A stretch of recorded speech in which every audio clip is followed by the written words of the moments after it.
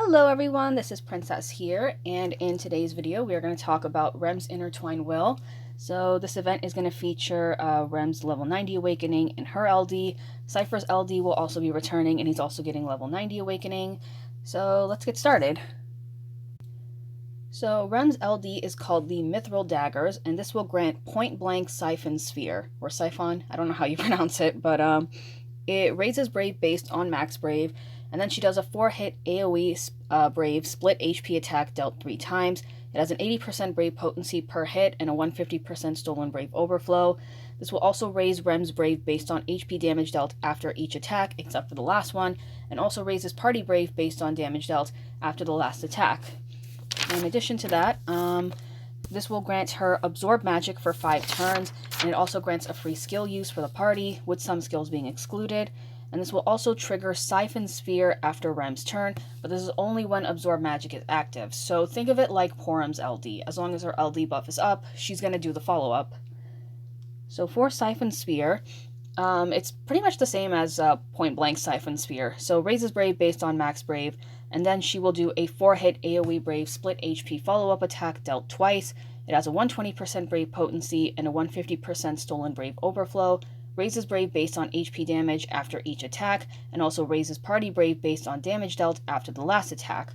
And it also raises Allies Brave even more. It's for the next turn, for the ally whose turn is next, I should say, sorry. And it also grants them Magical Projection for 1 turn. So for the buffs, Absorb Magic will raise the party's attack, their stolen and gain Brave overflow, and their HP damage, and the character boards adds a Party Brave gain up. And then for Magical Projection over here, it will raise Brave and HP damage, and Brave will not drop below 30% of max Brave. Looking over at the passives, so 1 out of 3 will raise Brave damage, 2 out of 3 extends Absorb Magic for 10 turns, so she'll have it for 15 turns total. And then at 3 out of 3, it will add another use, and also with each limit break, it raises attack and max Brave when the quest starts. And then looking at the LD call, so when you call Rem in, the caller will raise the party's attack, their stolen and gain Brave overflow, and their HP damage. So for the boss of the Intertwined Will, you're going to be fighting a Warrior of Light, Rem, and Vivi mannequin, and all of their attacks are genuinely the same, but the one thing that you want to keep in mind is that below 50%, the Warrior of Light mannequin will use Bitter End, and it will, grant shield to the party and inflict lock on your party.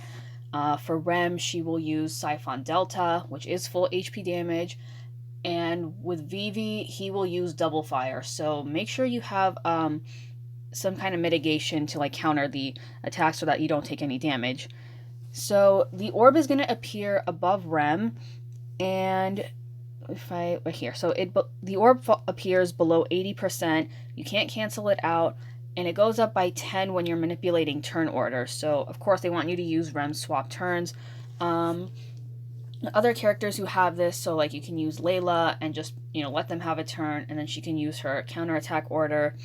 Sid Reigns, who has it on his S2 and LD.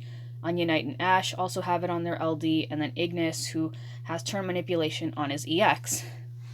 So with that being said, well, actually let me show off the attacks right over here. So if we go further down, so when their HP falls below 50, you can see the Siphon Delta over there. And then for the Vivi mannequin, if we look down, below 50 he will use Double Fire. And then same with the Warrior of Light mannequin. And right over here, below 50, he will use Bitter End. So with that being said, I'm going to head over to JP now, and I'm going to showcase what Rem's Intertwined Will looks like, and show off her LD. So I will be right back. Alright, so we are back on JP. So here is just a layout of what Rem's Intertwined Will looks like. You're going to start off here specifically in the ruins area, and then you end over here on the plains. So we're going to head over to the Euphenia for this, and here's my Rem over here. I do have the boards on her as well, and then for the LD passive, it is right over here. Alright, so if we take a look at Rem over here, so here is the Absorb Magic buff. She has it on for 6 turns. So I'm going to use the LD.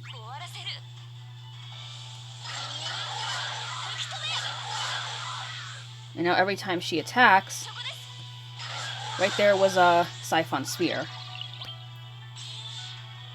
And then because 7 was next, she does have the magical projection buff on her, right over here. And she does have a free skill use. So let's do, forgot the name of this one. But yeah, so that's how it works. And one of my favorite things about Rem in general is just being able to use her swap turns. The healing is really nice too, and the Siphon Delta, but the most fun I get out of her is just when she uses, when I can use swap turns.